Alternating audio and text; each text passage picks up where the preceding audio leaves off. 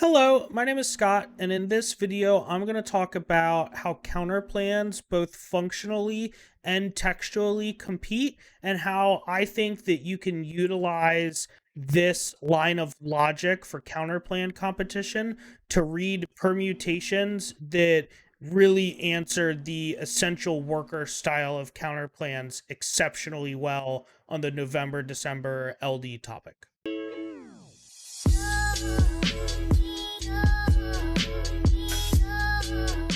So, in order to talk about functional and textual competition, how they relate to permutations, and why I think that this is a really strategic and good arguments for affirmatives to answer the essential workers picks on the topic, like picks out of police or picks out of nurses or firefighters or anything like that. I want to talk about how counterplans work a little bit first and how permutations work, because that's going to be a base level layer of understanding for how this functions. So the first thing is that when a counterplan is read against an affirmative in the debate, the counterplan must compete. What this means is that the affirmative and the negative counterplan have to be different from each other in the debate. If the negative said the same thing the affirmative said, or it wasn't too different so that they could both happen at the same time, it wouldn't compute for a lot of judges to not do both of these things sort of in sequential order or at the same time. So counterplans must compete. The way that most counterplans compete is by proving that they are an opportunity cost to the affirmative in the debate. So there's two aspects here. One is that the counterplan itself must be different. If the counterplan does the same thing that the affirmative does, there's no reason to do the counterplan in the debate because it's not different than what the counterplan or what the AF proposed in the debate.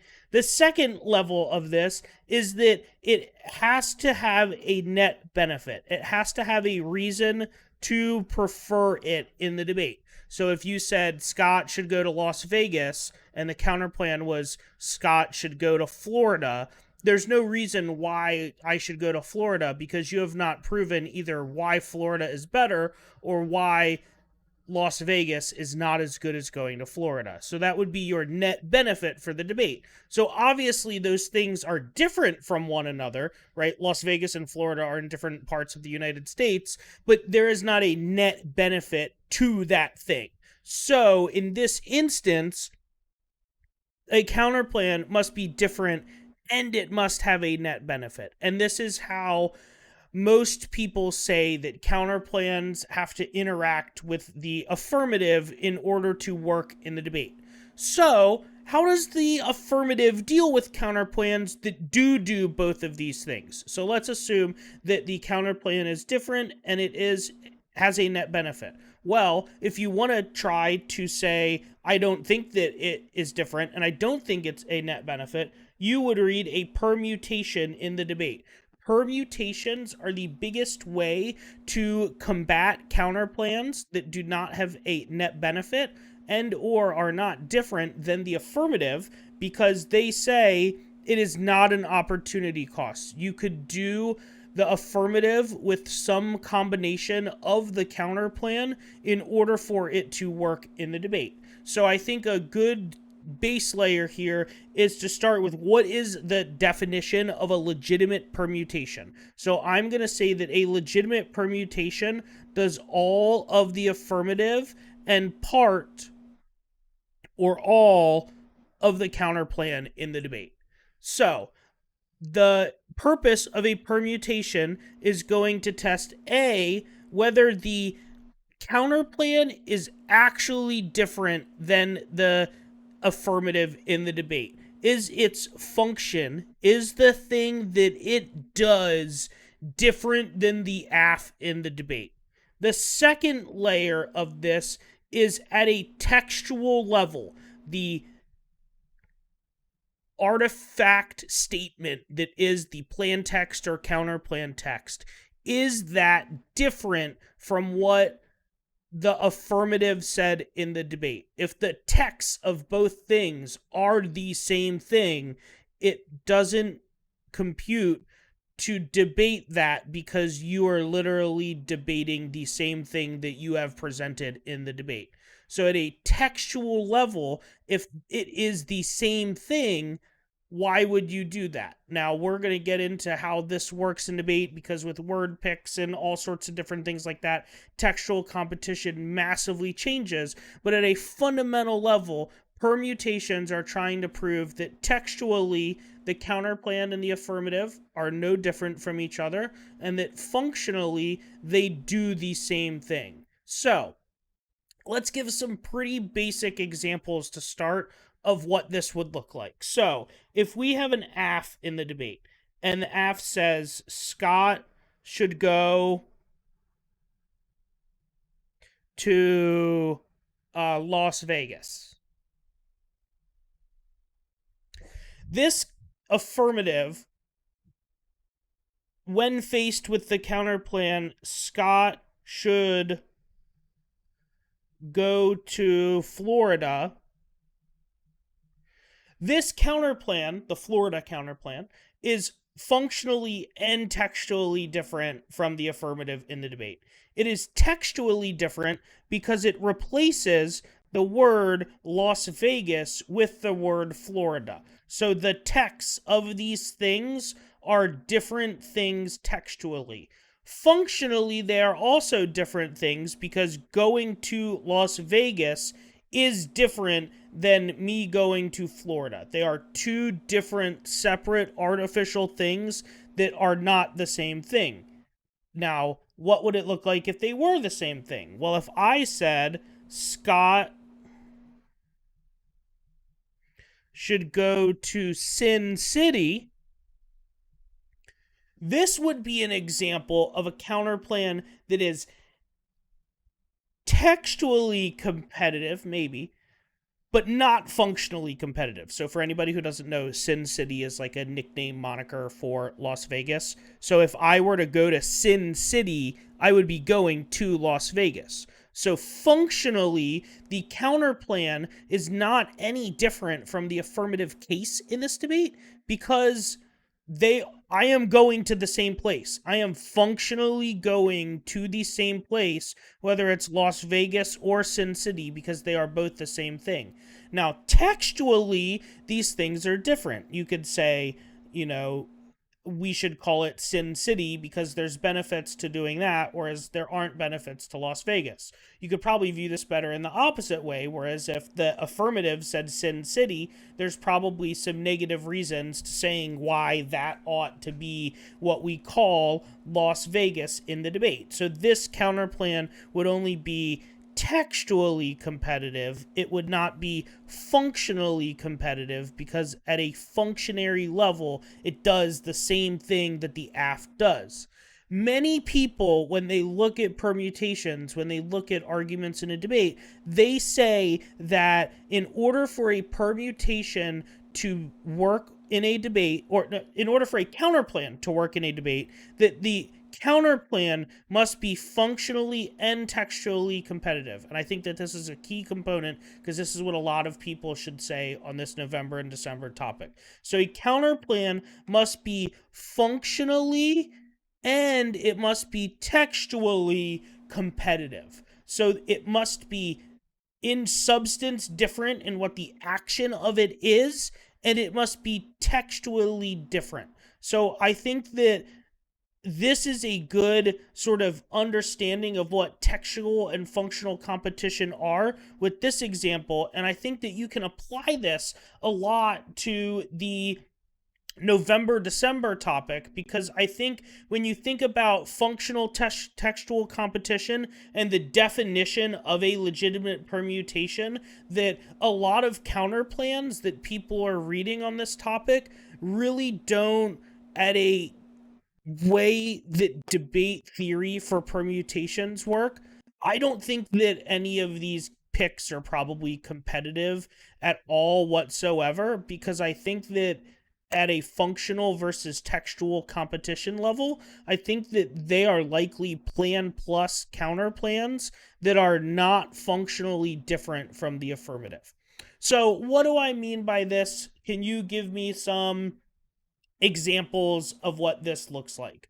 So, I think that I'm going to start with an example because that's the best place to go here. So if we look at this affirmative plan text and this counterplan, it says the affirmative in this debate was the federal government ought to recognize the unconditional right of workers to strike.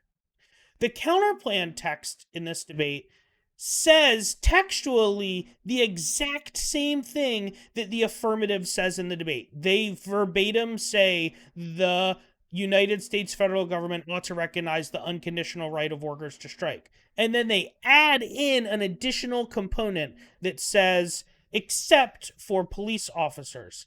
I don't understand how this counterplan would be competitive in the debate. A couple of reasons why.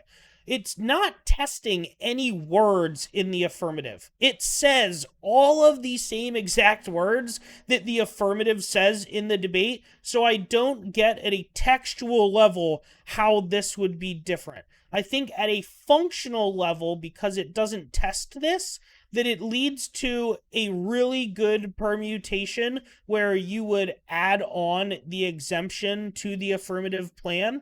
And I think that it would then be the burden for the negative to prove that somewhere in the affirmative that the affirmative defended these things in the debate.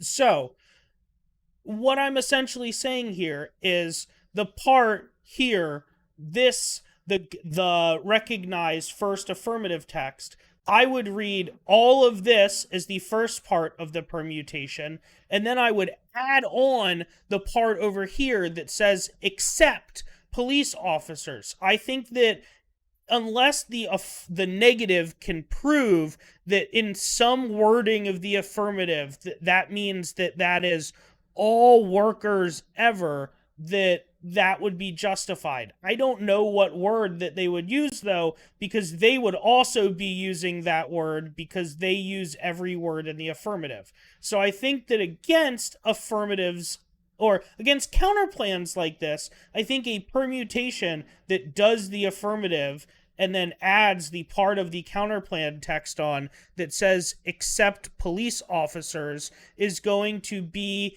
a better way of dealing with this when you're the affirmative. I think that there are some interesting sort of answers to this, but I want to jump into kind of like what I mean by this permutation to start with. So if we look at what I was talking about before, a permutation must do all of the affirmative and part or all of the counterplan. So I think that because of the way that this counterplan is worded, where you say that you do the entire statement of the affirmative and then add an exemption, I don't understand why the affirmative couldn't permute that exemption onto the plan text. I think that it's going to be a pretty hard it's a pretty hard debate to try to win that the affirmative defended that stuff in the affirmative unless, they said something in cross-ex that they shouldn't have, or the affirmative text says something, or else they probably just have like a solvency reason why that thing is true, or an advantage that probably means that this counterplan is not strategic in the first place. But most people are reading these counterplans as like, a gotcha, you say unconditional, which means all people, so the negative should get exemption picks. And I just think that might be true, and we'll talk about what that means in a second, but I think that the wording the counterplan text of the text of the AF plus an exemption, I don't think that is functionally or textually competitive with a permutation, because I think that you can just add the part of the counterplan that does the exemption on to the AF as the permutation in the debate. I think there's a couple ways that smart negative teams will deal with this and write good counterplan texts in the debate.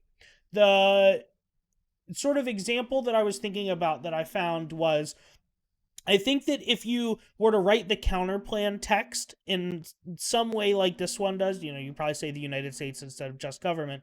But I think that using the counterplan text as a way to test the words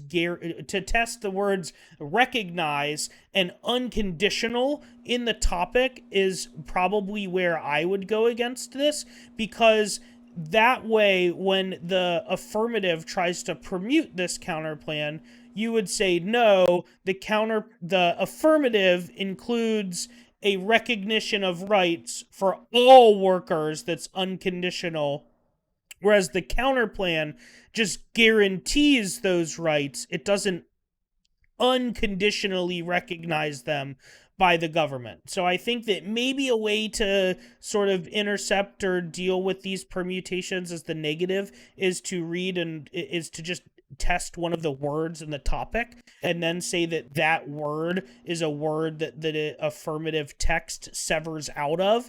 But I don't think that it is strategic for negatives to do the entire text and then add the exemption on, because I think that in most instances that this permutation that does both or adds the exemption onto the affirmative text is just going to beat that pick in the debate. Hopefully this was helpful. I honestly think that with the prevalence of these arguments and with how sort of like a lot of theory debates at a functional level don't happen, that this could easily be a way of winning a giant debate in the upcoming weeks, because I think a lot of people don't really theoretically conceptualize the arguments they're making. Instead, they run them more as like, you don't really have a lot to say.